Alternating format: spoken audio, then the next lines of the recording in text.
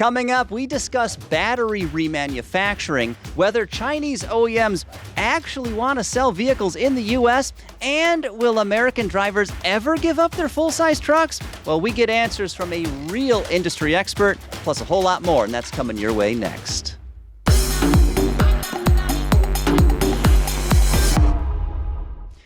Welcome to GreenCars, the podcast, where we explore the wonderful world of sustainable transportation. I'm automotive journalist Craig Cole, and I am joined by Sam Abuelsamid. He's my co-host here, as well as the Vice President of Market Research at Telemetry. And Sam, it's great to see you again. It's always good to be on with you, Craig. Always good to talk to you. Yeah. So what's news in your world these days? How have you been? Oh, just trying to survive this usual false Michigan spring.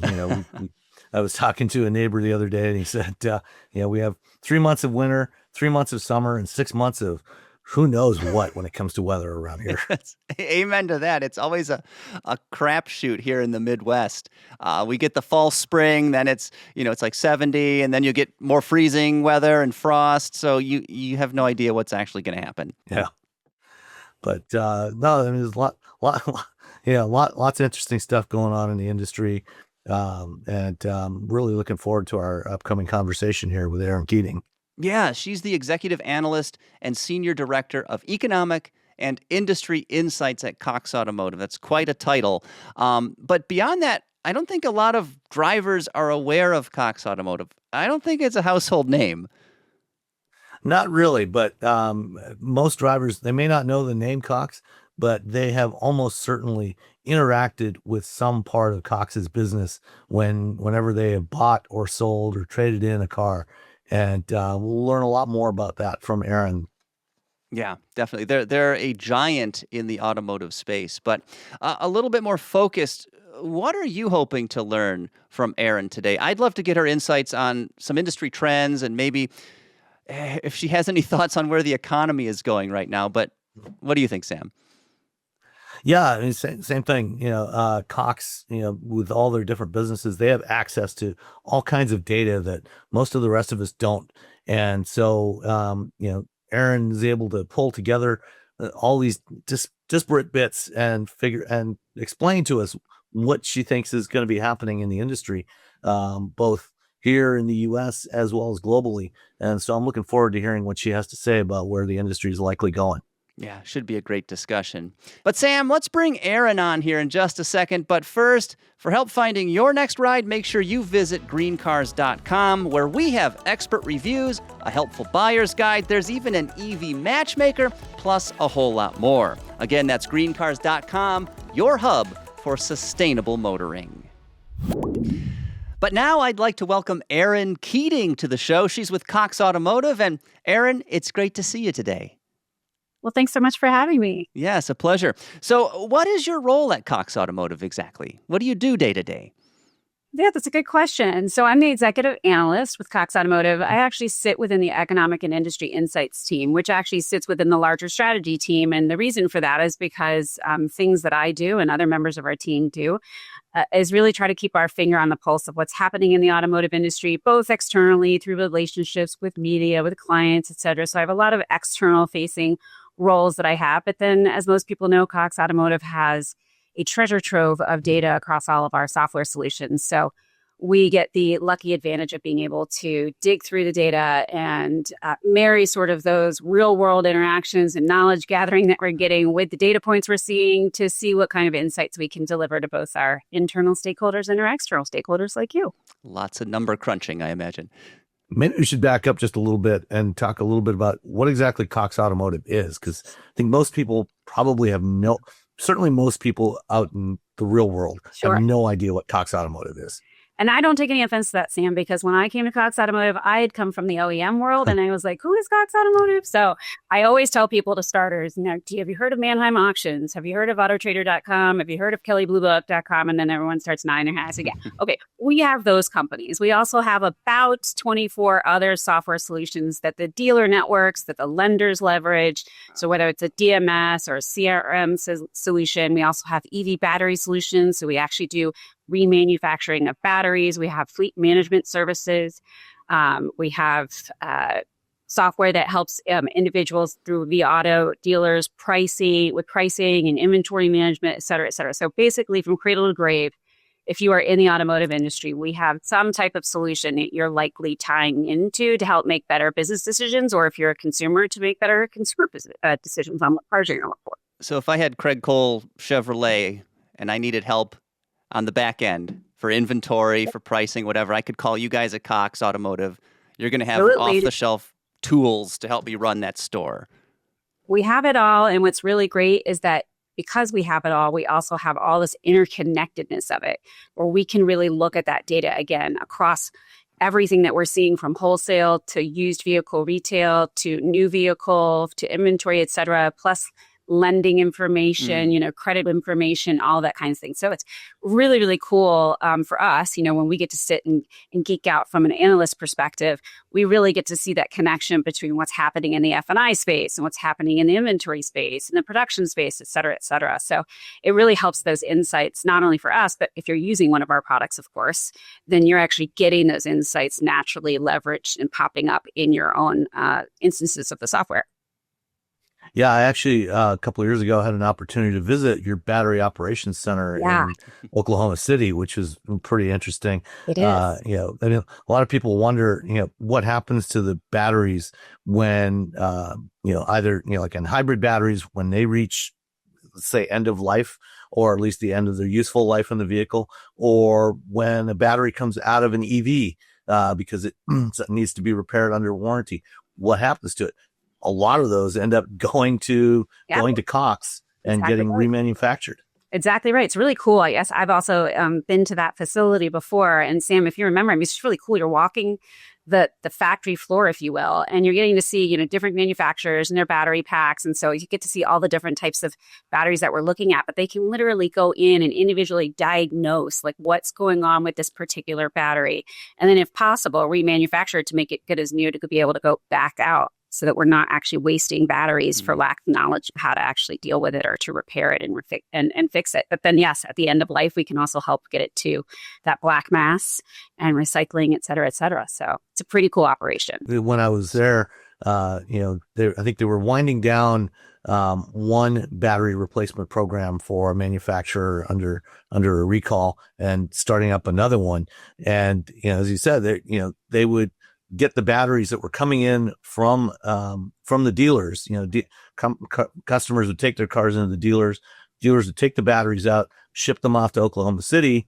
The Cox folks would go through, test them, figure out what was wrong, replace modules or whole batteries, and then put those on the shelf and then send those out as replacement units when people needed service batteries. Right. And it really helps people to feel, once people start learning that there are facilities like that across the U.S., we know EV adoption's tough. We know people still to this day have real problems with understanding that batteries are just powertrains. They are repairable. They are, we can diagnose them. They're not going to just degrade immediately and things like that. And we have facilities and really experts that are being able to do this that are outside the dealerships. And, it's a funny story. They picked Oklahoma because it was actually logistically in the right spot to be able to hit all of the different markets in the country. Because of course, taking a battery from one place to another requires all sorts of special knowledge and equipment.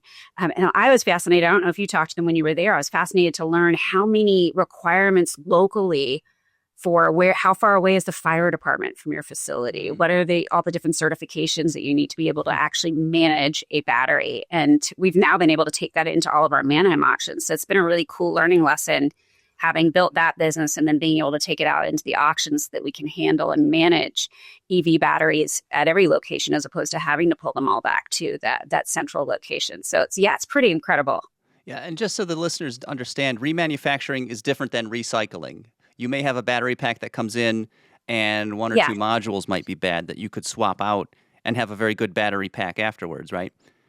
Absolutely, yes. So if there's just something that's faulty within that particular battery, especially if it's a cell or something like that, and I won't get too technical because I won't sound like I know what I'm talking about, because I don't, but I know that they can look and diagnose what, if a battery has a specific problem, then it's way better for us to be remanufacturing them and building them back up to usable speed versus just getting rid of batteries and ending up with a lot of mass material that we can't use anymore. And it's pretty similar to, Apple has a program where you can send your laptops back and they will refurbish them and remanufacture them to go ahead and send them on the second market. So it's probably not, it's obviously not as easy as doing that, but it gives people a better idea of what are we doing when we receive a battery that might have some challenge with it. Yeah, because the actual recycling is difficult. Yeah. Recycling is different. Yes. Yeah. That's where they actually break down the batteries and they pull out all the different materials and they'll recycle, whatever that they can. And they make a material called black mass that can then go out and be leveraged for other things. But so our facility is helping to basically pull apart those batteries, deactivate anything that's dangerous, and then create different sections of materials that can go be reused in other areas. So, Erin, how long have you been in the auto industry? It's a good question. So I started in the automotive industry in 2007. I actually spent the first 10 years of my career over in entertainment. So it was a big, weird jump to go into automotive. But I started it actually because my husband and I, we got called by Audi of America to go and produce their Audi driving experience tours when they were launching the A4 and the A5, and then subsequently the very next year, the R8. So it was a very exciting time. So I spent 10 years with Audi, which was really great. And it was the 10 really amazing years where it just reseated itself at the top 3 luxury brands in the US. And then I actually left the industry in 2017, and I came back in 2021 to join Cox Automotive, and I've been back at it ever since. So total of about 15 years of my 30-ish year career, not to age myself, but so about half my career I've been in automotive, and it's always, I think it was always going to pull me back because I think it's just such a fascinating industry. Yeah. Well, welcome back. We're glad to have you. Thank you. Yeah. It helps that I'm also a big motorsports geek, but Audi had a big part in that too, because they randomly handed me their customer racing and motorsport for North America to manage. And I don't know, I guess because I'd been at a track running driving experiences, but it's a very fortunate accident to get me to be a total motorsports geek. So right now, as you sit back and look at the industry, you mentioned, you've got access to all this interesting data, from the dealers that Cox works with and from the various businesses that you run. What are the biggest trends that you see in the automotive industry right now? What do you see happening? Yeah, I mean, so I guess I would frame this up in trends as far as what are we seeing that's really happening with the customers, with the dealers, with the industry as a whole. And, go figure, the K-shaped economy language still sticks around alongside of that, its friend to affordability, right? So these two things are very tied together. And it continues to be this case where both the dealers and the manufacturers are trying to figure out what should we be doing in order to make the vehicles less expensive or more attainable by those individuals that we've lost from the new car market specifically, because we know that we've lost about 30% of the buyers that were usually at a household income under $75,000 or lower, who used to be in the new car market, have now disappeared from the new car market, right? 30%.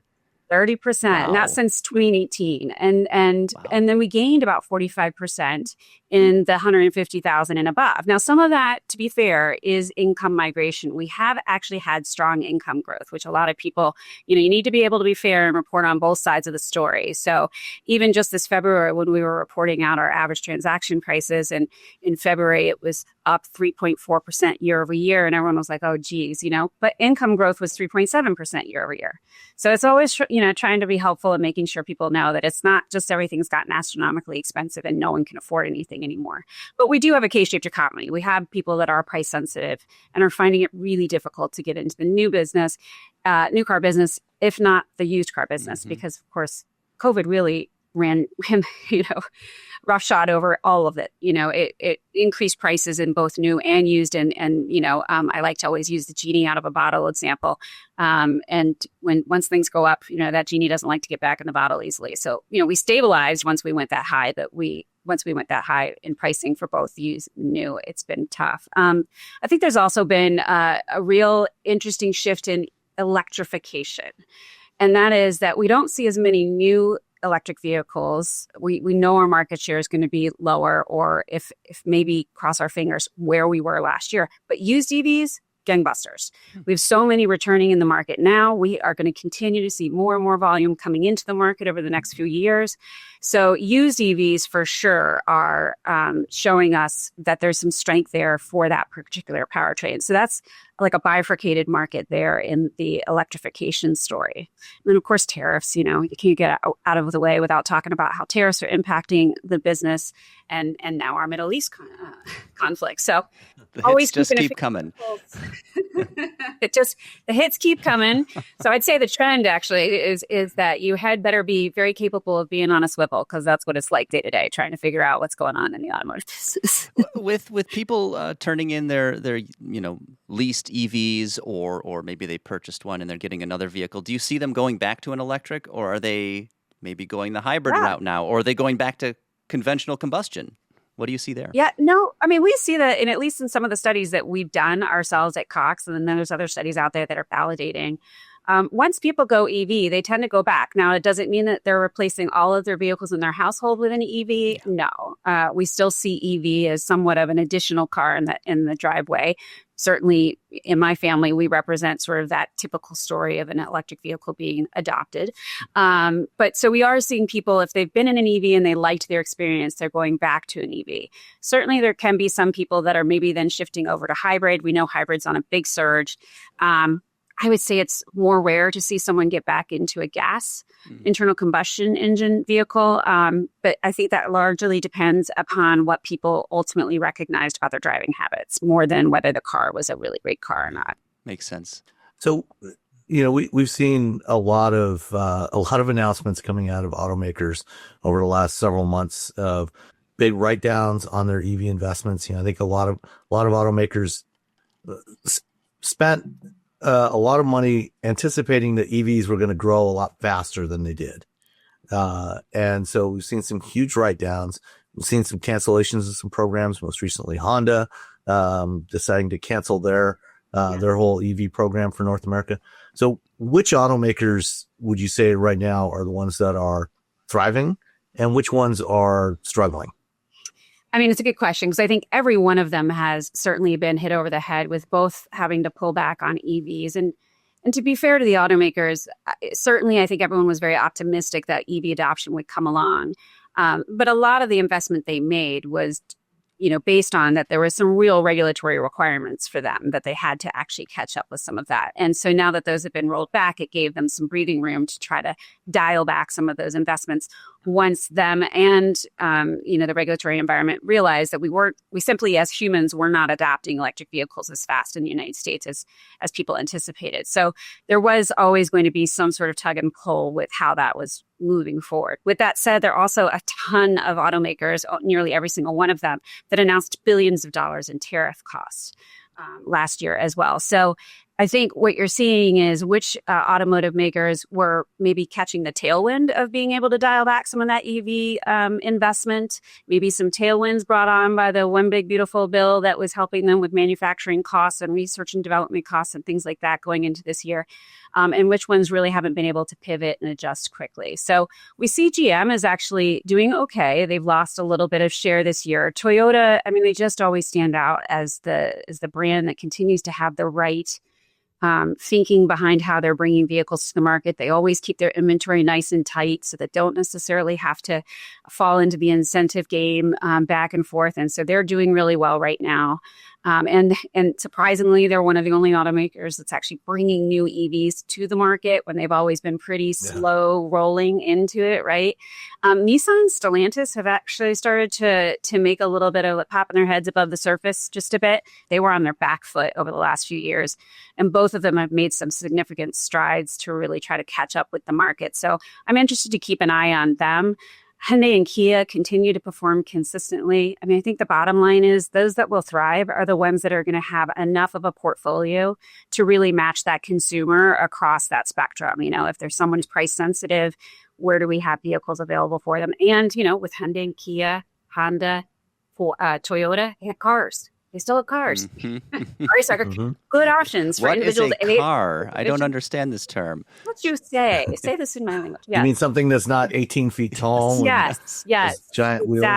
Exactly. Something you don't need a runner to be able to step up into, says me, the 5'2" person. Yes. So I think those brands that have cars are still seeing that they're being successful, but that they have something across the entire, spectrum of what customers are looking for. They're able to just, someone comes on a lot at a Toyota lot, a dealer has a lot of options to be able to take that customer around the lot and show them different alternatives. But if you're a much smaller or more niche brand, you're going to have a tougher time finding an exact way to get someone into a car if you don't have what they want on the lot right then. So I think you're seeing that, Subaru and Volkswagen, they're a little bit on their back foot right now. Trying to make their way, but I would say that they're struggling a little bit this year. And we know that the SAR is supposed to be down this year, so it's going to be another year for different reasons of just market share competition, just people getting in, elbows out, making sure that they can keep, maintain, or grow their market share in a theoretical shrinking market, if you will. And for listeners, what you just referred to as SAR, that's seasonally adjusted annual sales rate. Sorry about that. Yes. Basically total sales. Yeah. Yes. Total sales. So last year we did 16.3 million total sales. This year, Cox Automotive at least is forecasting 15.8 million sales. So that means that there is a smaller pie and everyone's going to go fighting harder for that smaller pie. We see Toyota and Subaru coming out with some new EVs right now. Do you think this is a big opportunity for them as we see gas prices shooting into the sky?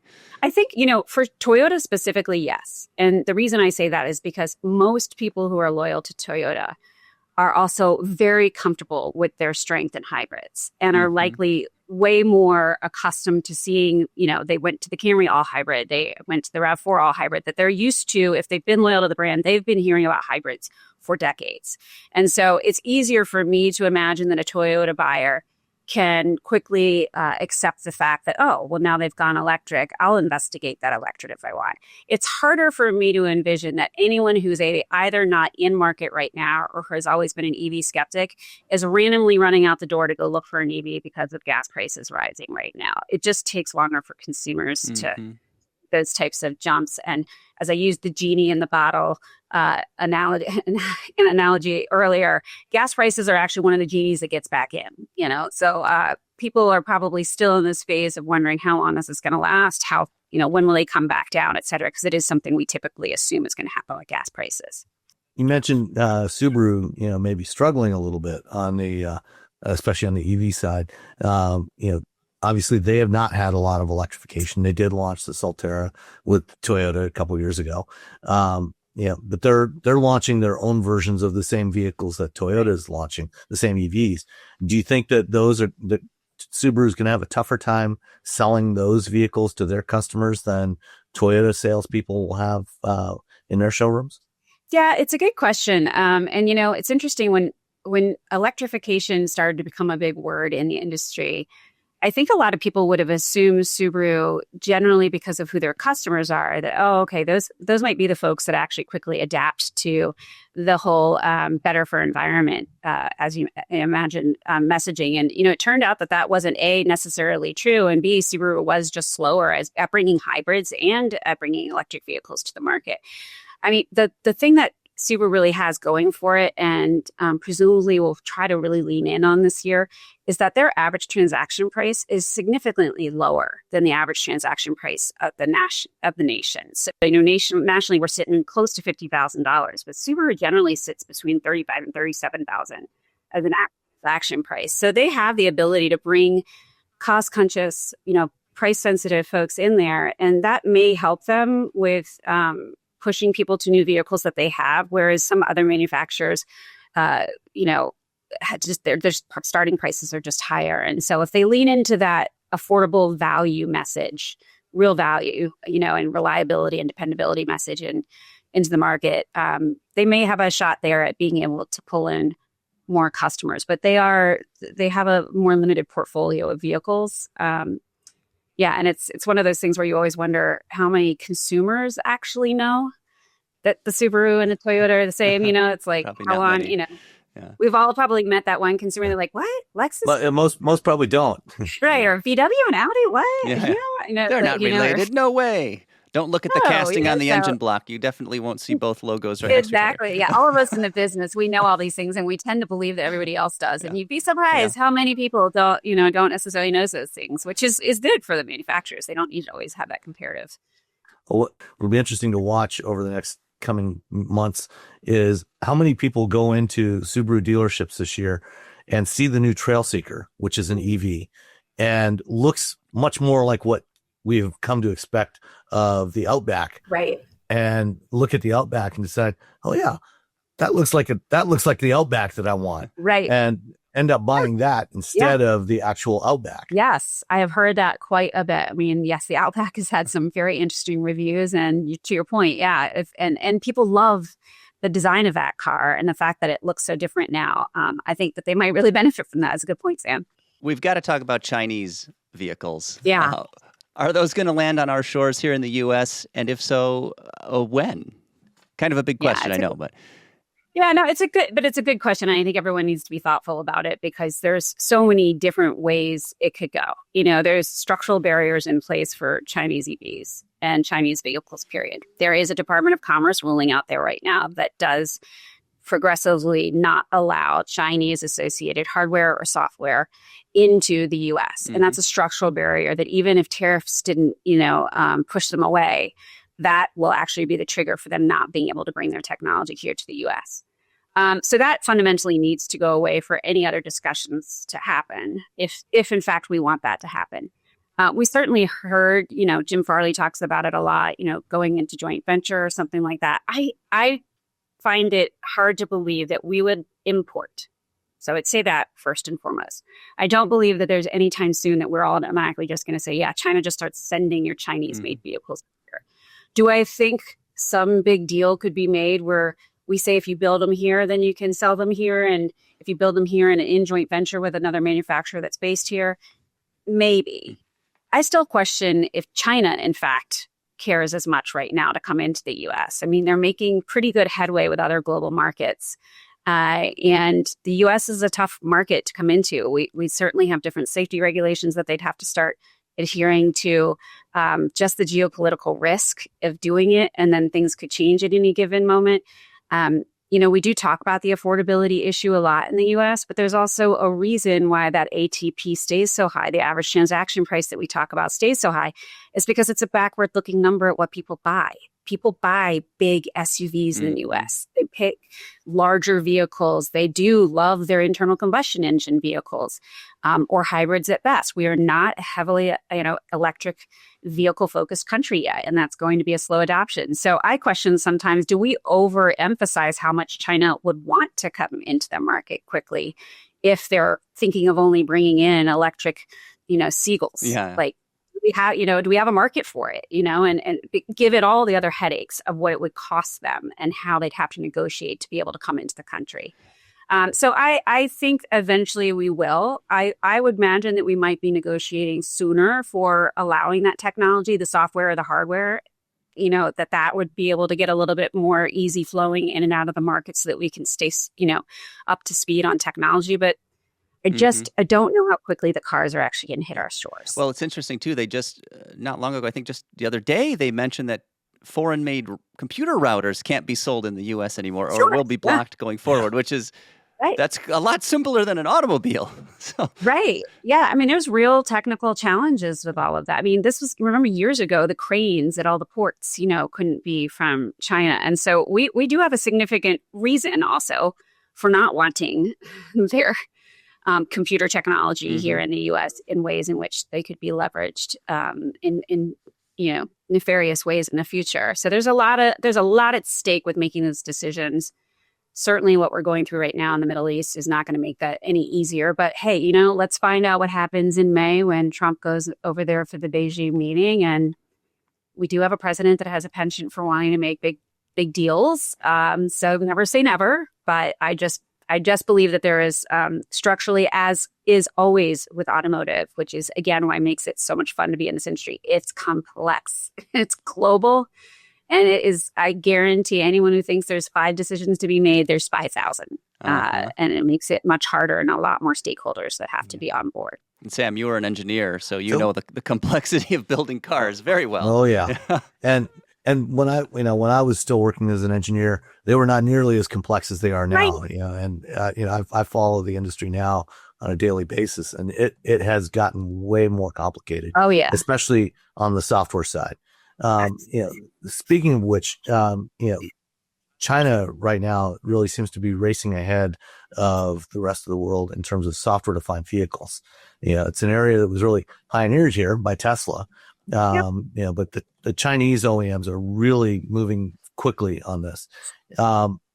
Is this an area that you think that the rest of, certainly the legacy industry in North America and Europe, are even remotely close to being able to catch up on? It's a good question, but recently, I think it was just about 2 weeks ago, where we even saw in China, they're actually strangely getting to start regulating what you can do with their vehicles as far as technology is concerned. I mean, the big one that everyone heard about was the door handles, right? And so I do think that their push, and they've always been this way. Asia in general has been much more ahead with technology. Their consumer base seems to be much more willing to adapt to new technology that's been provided out there. But once you get to technology for technology's sake, I think everybody starts to recognize, is that necessary, and how do you start dialing back? So do I think that, you make a good point. A lot of the times we've been the innovators in this space. It just happens to then go and be taken more quickly to market through other countries such as China. So I don't know that we've lost our innovative edge. I think sometimes maybe we can be a little slower to making some decisions because our consumers, especially in the US, can be pretty darn picky. I do think, how many people now say, I just want my buttons back, right? So little things like that still have to be paid attention to from a consumer perspective of what do they want in their cars. Are cars getting too complex? You see it with manufacturers now. One way to cut back on costs is to start to decontent or pull things out that just aren't necessary or are redundant, et cetera. So I think the bigger complexity is that we have very legacy manufacturing processes in place, legacy regulations in place that make sometimes that innovation a little bit difficult to implement here in the US. But I think everyone, to me, the automotive industry as a whole, especially globally, seems really very aware of the fact that we've got to get moving at a same pace. But I don't know that it's not smart that the rest of the automakers, Germany and the US and the EU, aren't maybe maybe they're taking the Toyota approach, maybe like rolling it out slowly so that you don't get caught empty-handed having invested too much, in technologies that people don't want or care about, So it'll be interesting. Earlier, Erin, you mentioned Americans, we love our large vehicles, big SUVs, also pickup trucks. So I wanted to ask you, do you think we're ever going to see the full-size truck sort of fall out of favor with American motorists? Average transaction price, very high these days. Gas prices, super uncertain. Maybe there are some generational shifts going on. Do you think that full-size truck is going to fall out of favor at all? I just can't imagine it. Right? Granted, I live in Atlanta, half the kids at my son's school drive pickup. So generationally, we're still off by a couple generations of anyone wanting to not have that big truck. But again, that thing, especially when I worked for Audi, working for a German manufacturer, as you all know, and Sam, you certainly work with a lot of the manufacturers, it's sometimes could almost be it was like jarring to talk to them about the geography of the US, to remind them, like, do you understand how large of a country we are here? Like, your entire country fits into one state of ours. So for me to imagine that middle America, that are agricultural clients, that are extraordinary, breadth of contractors, independent entrepreneurs who service, whether it is in lawns or building construction and such, move to some other type of vehicle so the pickup truck is not just for people who like driving in big cars. These are real workhorses of our American entrepreneurs. And I just don't see how those get replaced quickly or easily. Not even just because someone might like the look of a pickup, but the utility of it, the sheer ability to upfit things so that you can start any business you want to start and be able to do it. And going back into, AI is going to take away a lot of stuff, not going to take away the trades. So I don't see us ever losing a grip on that type of customer influence. And again, I don't think it's always just your retail customer. I think we have to remember that we have a significant commercial customer out there as well in the U.S. that still really depends on those types of vehicles. Absolutely. Yeah, I agree that, for those commercial customers, those that actually need them to earn their living, it makes total sense to be driving those vehicles. But, when I think, perhaps maybe what we'll see is some of those people that just buy a truck because they just want a big truck or a big SUV, maybe start to think, okay, maybe I can get by with something a little bit smaller. I mean, look at how many people have bought, Ford Mavericks over the last 4 years. Yeah. Yeah. Sure. So from a cost perspective, the shift. So yeah, but they still wanted the utility or the functionality of a pickup. So they may have traded down for cost purposes or whatnot. But it feels to me, it's sort of like what we did with compact SUVs, right? Like, I feel like some people might have preferred to get the big 3-row, but they went for the compact because it was more affordable for them. So, yes, we might downsize, but, if you really didn't need the pickup, I would argue, why did you downsize to the Maverick as opposed to just getting an SUV or a car, or a beloved wagon? There's that you just word don't see again. anymore. What is it? Car? I'm not familiar. Say it with me. Yeah, we actually in our house, so we have a car, we have a sedan, and we have an SUV, and then we have a really big SUV that's electric. So we sort of spam. It's a little diversity in your automotive diet there, right? Exactly right. Yeah. I like to be a little fair to all of it. But Erin Keating, Cox Automotive, thank you so much for your time today.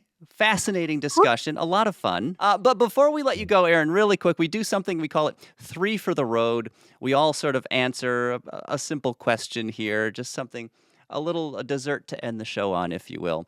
So the question for today we came up with is, what's your favorite used EV and why?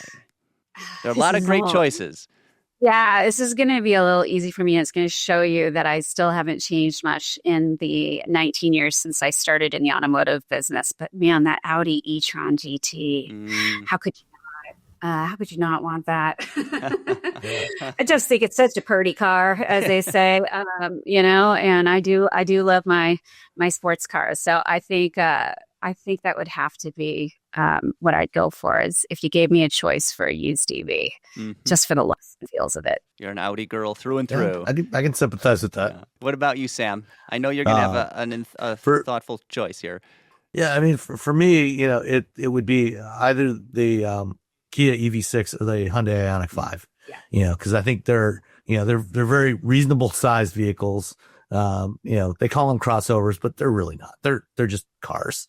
And so I believe this so much so that we actually bought a used EV6 last year.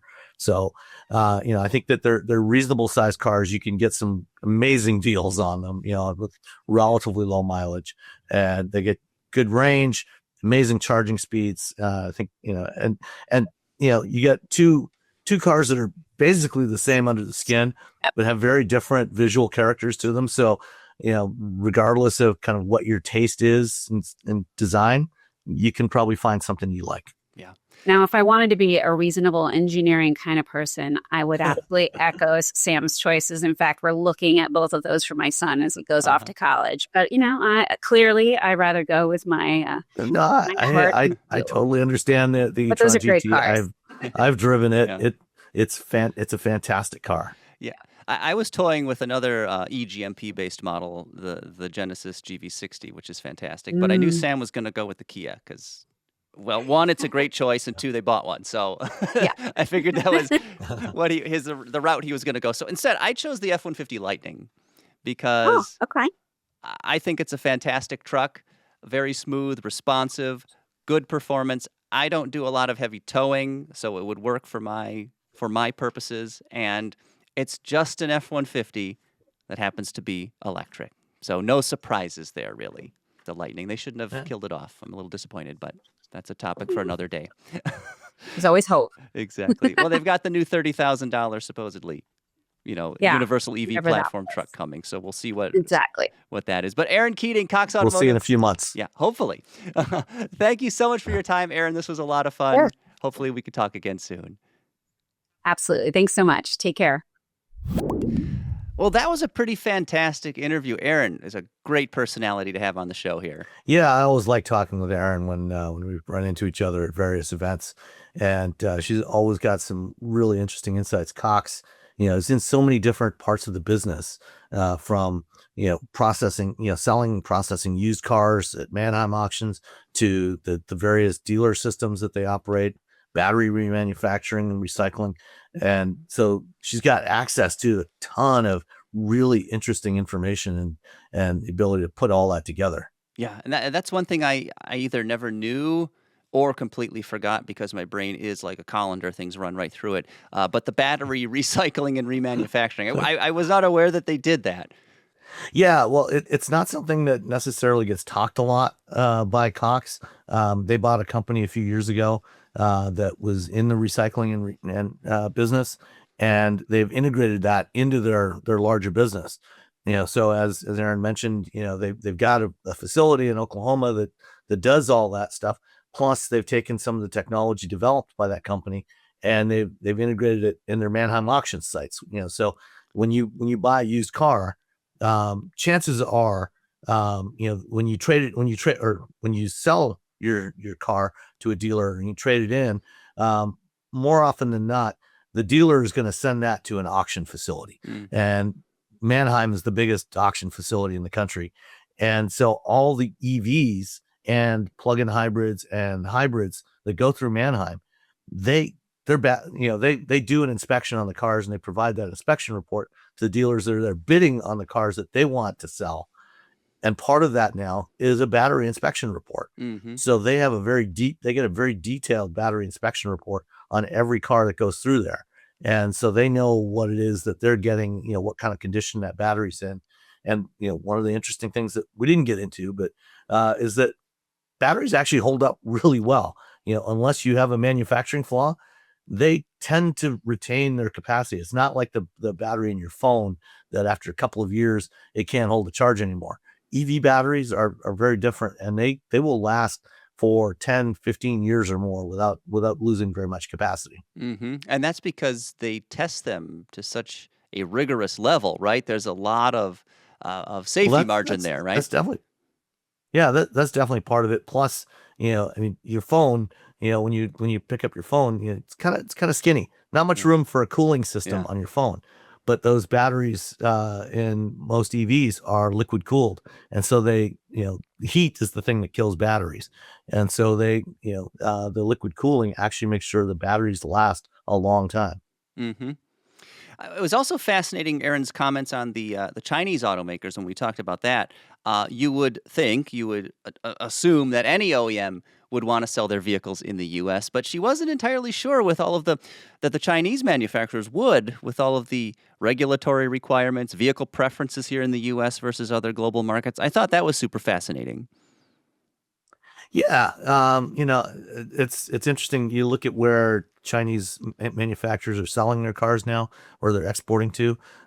They've really opened up the market in Latin America, Mexico, Central America, South America. They're selling a lot of vehicles there now. I was in Mexico about a month ago on vacation, and there were Chinese vehicles everywhere. And now they've got a deal with Canada to import EVs at low tariff rates into the Canadian market. And they're already talking about setting up manufacturing in Canada. And I think it's probably still a couple of years out, but I think we will start to see some Chinese manufacturers building cars in the US. And I think one of the first ones is going to be Geely. Again, Geely is another one of those names that most Americans have never heard of, but they own a bunch of brands, including Volvo and Polestar. Mm-hmm. And Volvo has a factory in South Carolina that is not running anywhere near capacity. And so they could very easily bring Zeekr vehicles or Lincoln Co. or some of their other brands and build those in South Carolina. They've already got the manufacturing facility set up here. So I think we will see them sooner rather than later. Mm-hmm. Yeah, I can't disagree with that. The other thing that I thought was super fascinating that she had mentioned is the economic outlook, kind of. We touched on that briefly toward the top of the interview. She seems a little more optimistic than I am. Of course, I'm not an analyst. I'm by no means an economist, but I do see what's going on in the Middle East right now. I see fuel prices here at home rising, and there's a lot of bad things that could happen if the Strait of Hormuz doesn't open up, as you know, Sam. So, but she seemed a little bit more optimistic, perhaps, than I would be, looking at it from a surface level. What are your thoughts? Yeah, I think she made some very good points about how there has been growth overall, wage growth in the United States over the years, and so there are a lot of people making more money than they were a few years ago. Hence, they can afford to buy these newer cars with transaction prices, average transaction prices of $50,000 and up. But I think one area that we unfortunately didn't have time to get into was the difference between how many used cars and new cars are sold in the U.S. It's nearly 3 times as many used cars are sold every year. Wow. And I think a lot of people that previously had considered would have been in a market for a new car, especially at the lower end of the market, for 20, 30, $35,000 cars. There's not as many options for them anymore. And, so those people have migrated into the used car market. And, Erin did mention, the changes that happened during COVID, when there was fewer new vehicles to sell because of chip shortages and everything else. That means there's also fewer used vehicles going to be available going forward. Because if there weren't new vehicles being sold 4 or 5 years ago, they're not going to be available as used vehicles over the next several years. Funny how that works, It's going to be, it's going to be interesting to watch. Yeah. Well, Sam, thank you so much for your time. And of course, your expertise. This was so much fun. It's always great to talk to you and our guests, Craig. It's a pleasure. And with that, of course, thank you all so much for watching Green Cars, the podcast, right here on YouTube, though the audio version of this show is, of course, available from your favorite podcast providers. But next, click the link on screen to check out another great Green Cars video, and do consider subscribing to the channel for more content just like this.